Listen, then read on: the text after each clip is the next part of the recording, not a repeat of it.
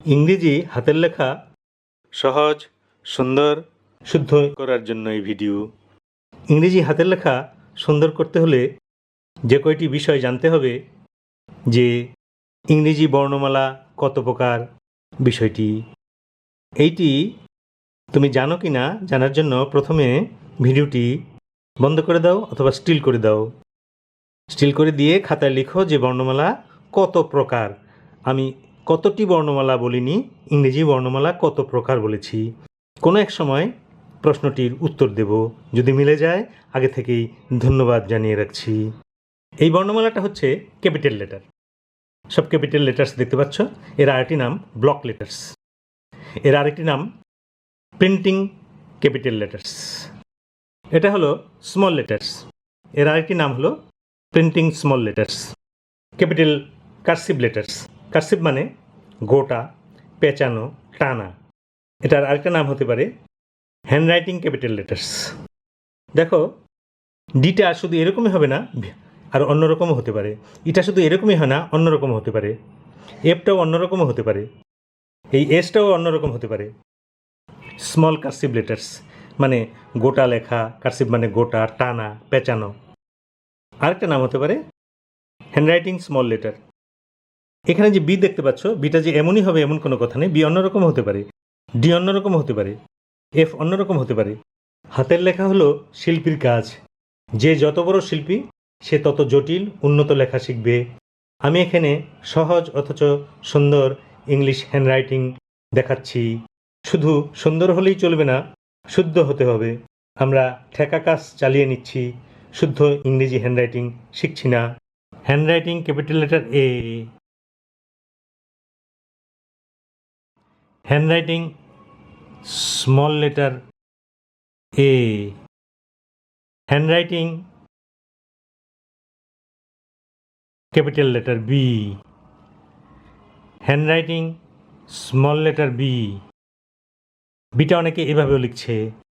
Printing capital letters এবং printing small letter নিয়ে তোমাদের কোনো সমস্যা নেই, এগুলো তোমরা ভালোই পারো।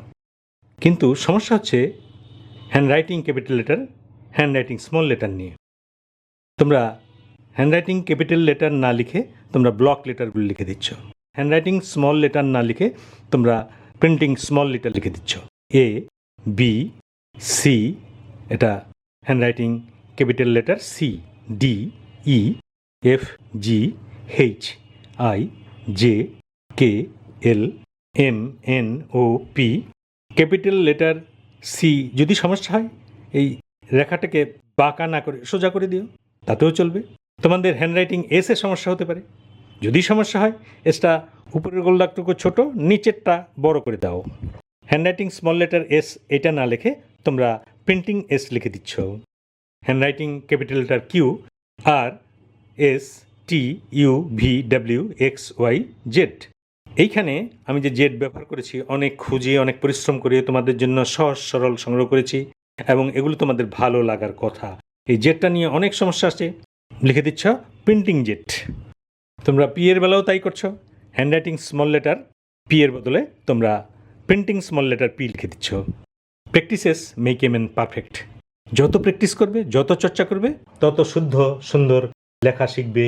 আগের দিনে পোস্টকার্ড ছিল। এই পোস্টকার্ডের এই এক পিঠে কেউ কেউ 70টি লাইন লিখেছেন, ওই পিঠে এখানটায় লিখেছেন 30টি লাইন, এবং দুই পিঠে মিলে 100 লাইন লিখে দিয়েছেন। অক্ষর সুন্দর হলে, গোট হলে, গোটা গোটা হলে তবেই না এরকম 100 লাইন এই পোস্টকার্ডে লেখা সম্ভব। যদিও আজকাল পোস্টকার্ডের প্রচলন নেই। এই পোস্টকার্ডের মূল্য 2004 সালে 1 টাকা, এবং তারও আগের একটি পোস্টকার্ড, এটি আরও আগের, মূল্য মাত্র 10 পয়সা। এর আগে যে বিষয়টি জানা দরকার সেটি হচ্ছে এইটুকু জায়গা হচ্ছে আপার কেস, এইটুকু জায়গা হচ্ছে মিডল কেস, আর এইটুকু জায়গা হচ্ছে লোয়ার কেস। বর্ণমালা লেখার সময় কখনো কখনো অক্ষর আপার কেসে চলে যায়, কখনো লোয়ার কেসে চলে যায়, কখনো মিডিল ও আপার কেসের মধ্যে সীমাবদ্ধ থাকে। 6 ক্ষেত্রে লেখা লোয়ার কেসে চলে যায়। এফ এবং জি লোয়ার কেসে চলে গেছে। প্রিন্টিং স্মল লেটার পি আপার, মিডিল, লোয়ার 3 কেসেই অবস্থান করছে। ওয়াই এবং জেড লোয়ার কেসে চলে গেছে। ইংরেজি বর্ণমালা 4 প্রকার। ক্যাপিটাল লেটার, এটাকে প্রিন্টিং ক্যাপিটাল লেটার বলা হয়, ব্লক লেটারও বলা হয়। বি দিয়ে বিষয়টি বোঝা যায় ভালো। হ্যান্ডরাইটিং ক্যাপিটাল লেটার বা cursive capital letter, printing small letter, small cursive letter বা handwriting small letter B. Printing 2 প্রকার, ক্যাপিটাল অ্যান্ড স্মল। হ্যান্ডরাইটিং 2 প্রকার, ক্যাপিটাল অ্যান্ড স্মল। আর অবশ্য এভাবেও লেখা যায় স্মল লেটার আর।